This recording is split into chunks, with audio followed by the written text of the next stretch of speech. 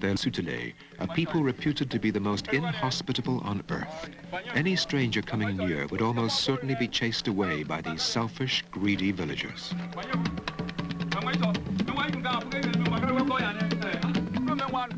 No amount of protesting did any good. To avoid him, the villagers would lock themselves away in their homes.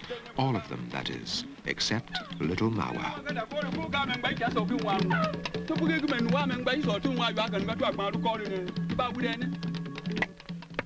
The situation was so bad, in fact, that any stranger resting in the village square was stoned.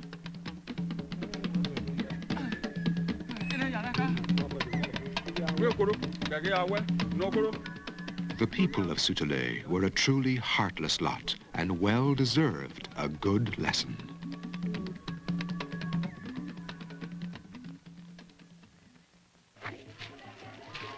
It is said that in those days there was much merrymaking in Soutile, and celebrations attracted beggars. They hoped to share some of the food that was always plentiful on these occasions.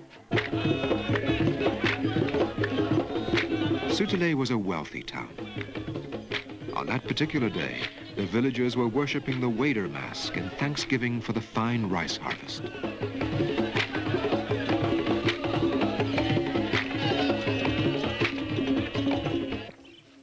Drums and songs rang throughout the entire forest, gloating over the strength and the wealth of the Dan people while this beggar was starved.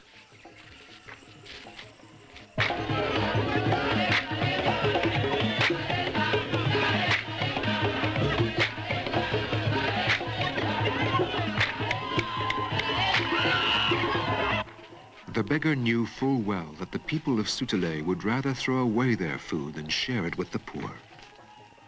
Yet, in spite of this, he moved closer to the village.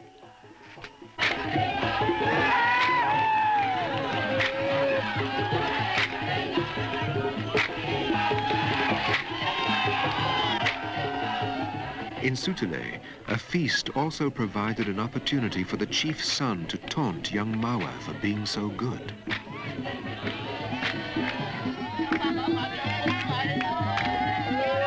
He would go so far as to beat Mawa's sister to provoke her and make her cry, to humiliate her in front of all the other boys. But while Mawa was trying to protect her sister, she noticed a man who looked hungry.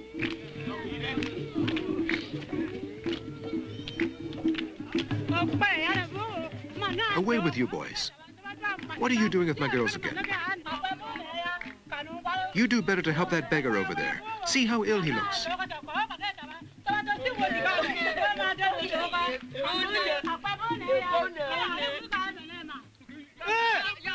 A beggar? A stranger here? What's the meaning of this? Chase him away and do it now.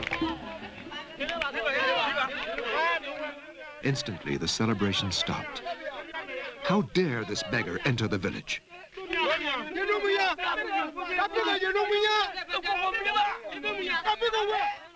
And yet, in spite of all attempts to stop him, the beggar continued to move closer. See how dirty he is, and how foul he smells. Go away, get away from here. We don't want you here, go!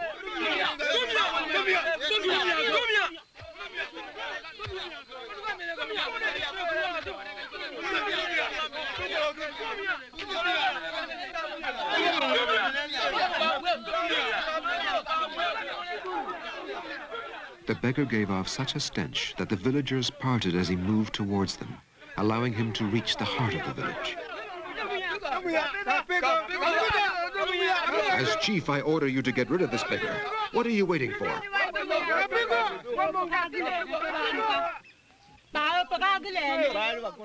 Aren't you ashamed of yourselves for chasing him away? Said Mawa's mother. As for you, husband, don't you dare join them. I don't see why it's always necessary to run the weakest out of our village. Come on, we're going home. The village notables began to laugh. Will you look at him? Who are you going to listen to, your wife or the chief?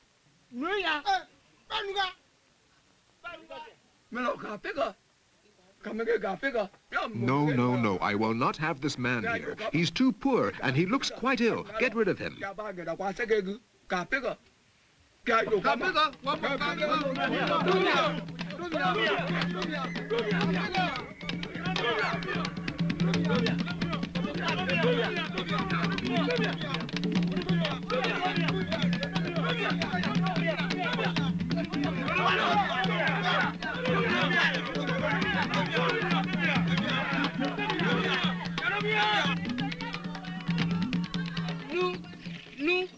Come here. I'll give you some rice. Here, come, closer, closer. No bowl. Give me your hands. Get rid of that bowl.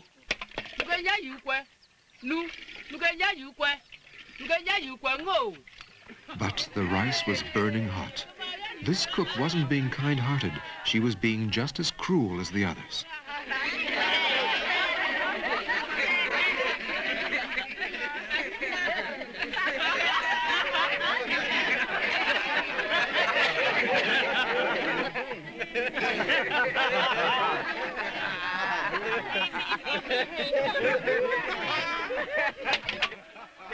Really, the people of Soutile were an evil bunch.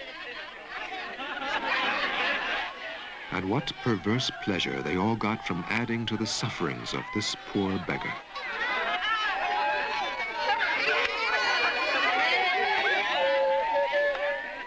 But young Mawa had only one thing in mind: to pull that beggar from the grip of these horrid villagers.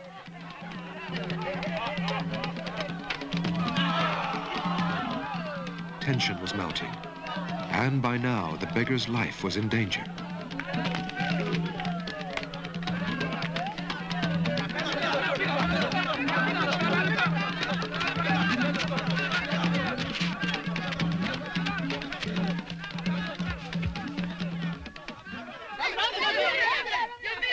But at that very moment, as if by magic, he disappeared.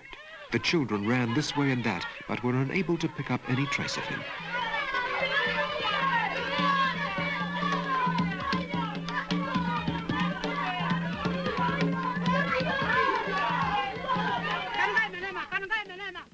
Have you all gone mad? Let him go. He hasn't done you any harm. My father said that we had to get rid of him, and you're not the one who makes the rules around here. There, look over there, quickly.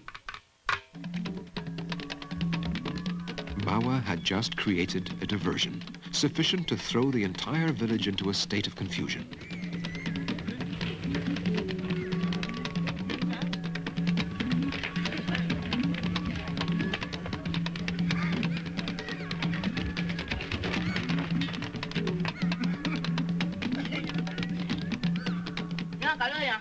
You, go that way. And you two, look over there.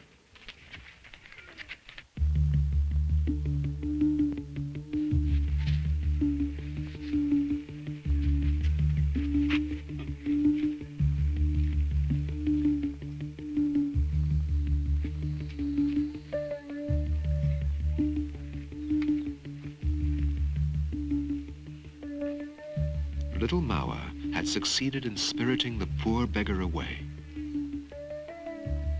He was now hidden and safe from the wild children. Now she could quietly give the exhausted man the hospitality for which she had risked so much.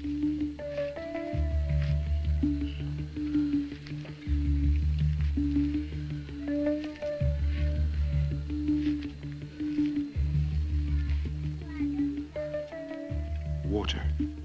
Just a bit of water had restored the man's strength and his smile.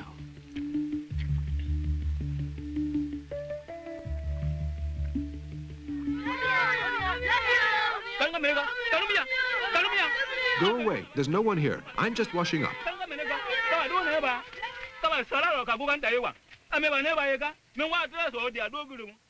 There then appeared in the beggar's eyes a strange light. Mawa's father was also his ally. So there was, after all, in Soutile, a family with a heart, a family capable of loving and helping the less fortunate. You can come on. You can come on.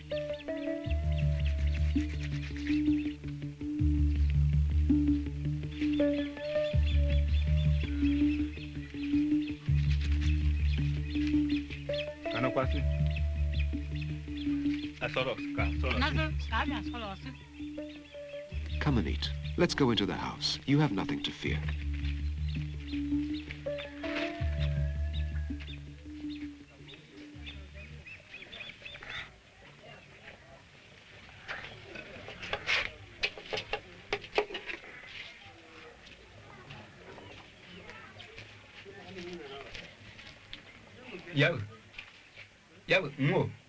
Come on, eat. You're safe here. After you've finished, you can sleep here, too. Take your time and don't be afraid. No, I can neither eat nor sleep here. I would advise you, rather, to leave this village before the rooster crows.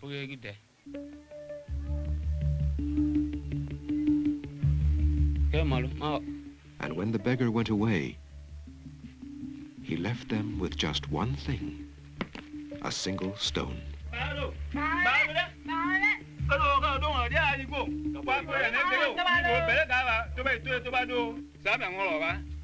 Well, how do you like that? We clean him up, we offer him food, we're willing to shelter him, and he tells us to leave everything and go. He wants us just to pick up and leave, right now. What could he be possibly thinking of? We've got to do as he says. We've got to get away before the rooster crows like he said.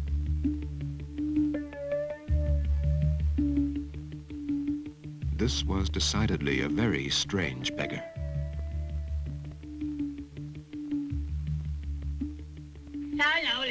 Well, the beggar didn't warn us for nothing, so I'm going. I'm leaving the village with the children, and I'll go warn my sister and my cousin. Besides, we have nothing to lose in leaving this place.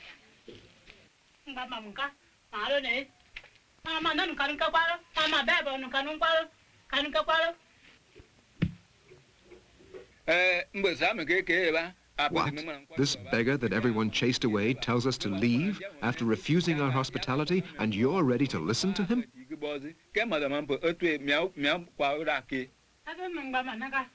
Yes, my mind is made up. I'm going.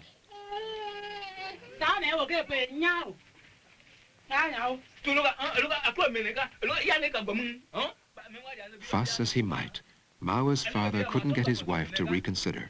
Finally, he swore that nothing would make him leave Soutile. Nothing except, perhaps, the crow of the rooster.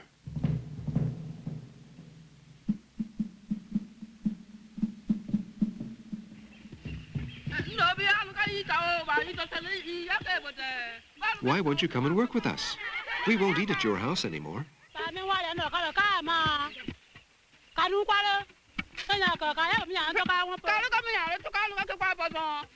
Oh, that one with her husband. No wonder she's having problems at home.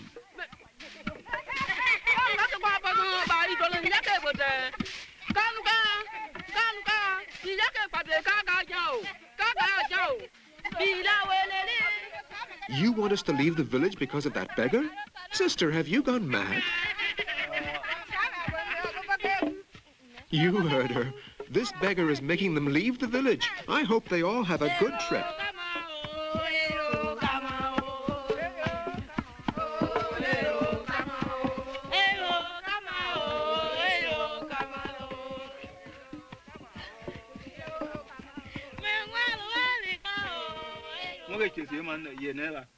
Meanwhile, Mawa's father was telling this ridiculous story to his eldest brother. Yet he remained obsessed by all the roosters in the village. Come on, brother. Your wife has made you take leave of your senses. Yes, go back home. I'm sure she's there waiting for you.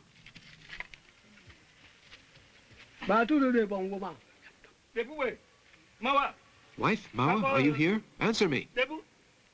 But instead of an answer, a rooster came running from the house. Mawa's father was frightened. This was too much, and so he too decided to leave the village. But his little family was already far, far away from these people who'd been so selfish and so ungenerous towards the beggar of Soutile.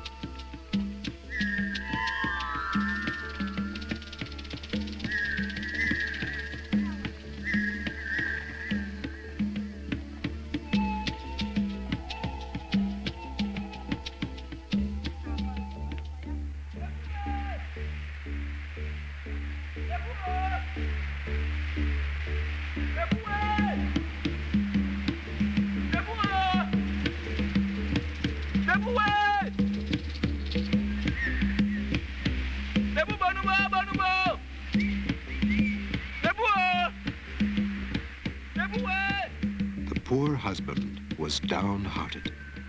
He hadn't wanted to follow his wife, and now he was afraid. The roosters had sapped him of his courage.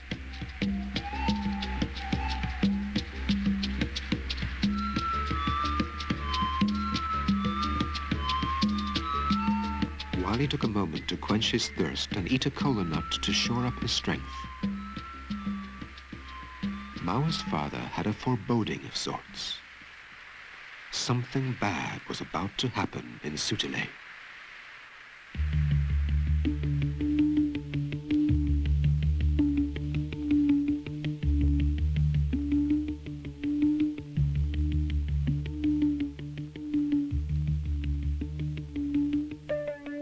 The following morning,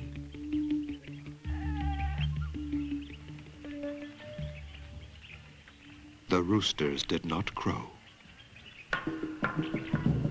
Never before had anything like that happened in Soutile.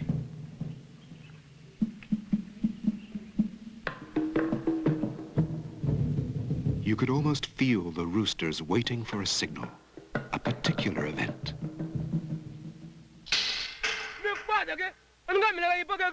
As improbable as it all seemed, it was essential to act quickly, to leave this place, to gather the women and children and run away.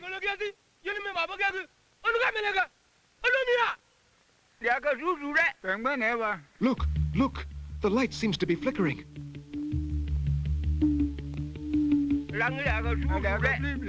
No one knew what was happening.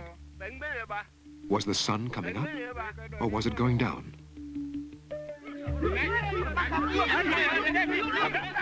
That was when fear gripped all the villagers.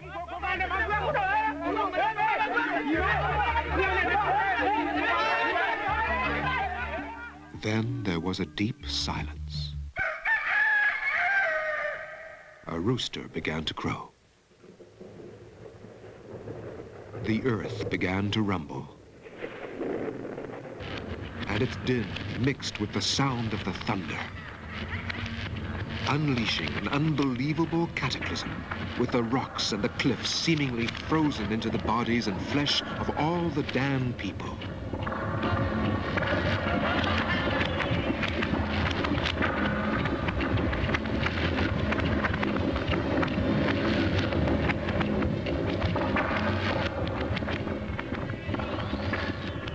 Soutile and all of its inhabitants instantly turned to stone.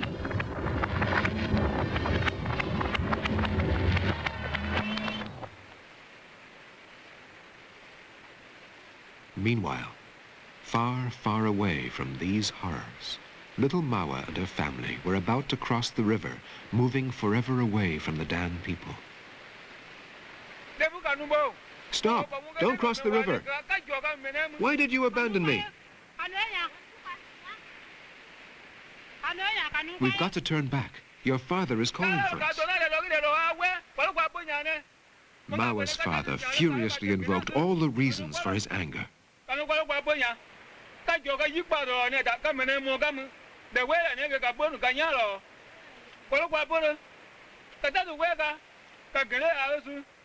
Never, in Dan tradition, had a woman been known to take her family's destiny into her own hands. Mawa's father felt dishonored and put down by such impudence. Mawa, who could not tolerate arguments, declared, "In any case, the rooster crowed a long time ago." When the family returned to Soutile, Mawa's parents immediately realized that something terrible had occurred.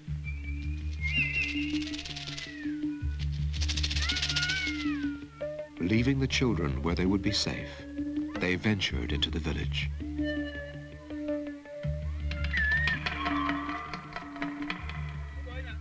No, it couldn't be.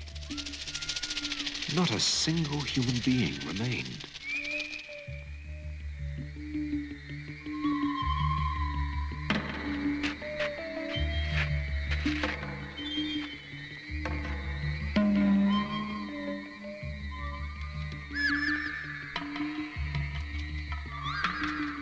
Only boulders and rocks. See? We were right to help the beggar of Soutile. Thank goodness we heeded his warning. Everyone's been punished. That's what happens when you despise strangers. These people had a heart of stone. Well, now they've all turned to stone.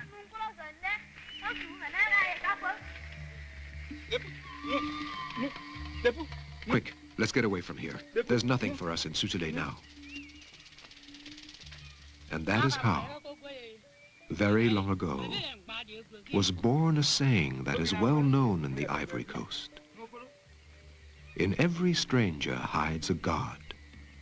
Open to him the door of your home and your heart. It is said that this village still exists. Little Mawa spoke of it to her children, and her children to theirs. Soutile is lost somewhere in the jungle of the Ivory Coast. Everyone knows it, everyone speaks of it, but no one has yet seen it. It is Soutile, city of the damned, where once a young girl by the name of Mawa gave a poor beggar a little water, a little shelter, a smile and consolation.